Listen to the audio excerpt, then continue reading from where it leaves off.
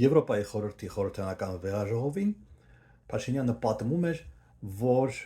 իրենք, այսինքն ՔՊ-ն 18 թվականից հետո ընտրություններ չեն կեղծել։ Եկեք պարզենք, թե ինչ է նշանակում ընտրություններ։ Դա միայն քվեարկությունը չի, դա ամբողջ բարդ process է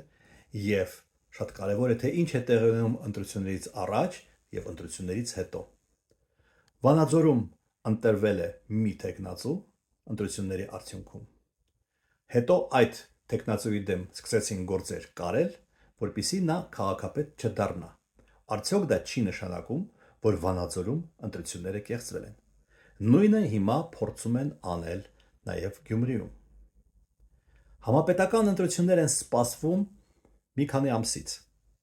Եվ Փաշինյանը, որպիսի ապահովի իր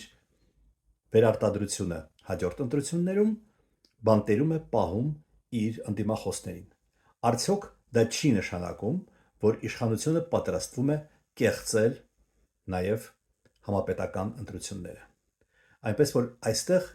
գլուխ գովելու եւ ժողովրդավարության մասին խոսելու որևէ առիթ չկա։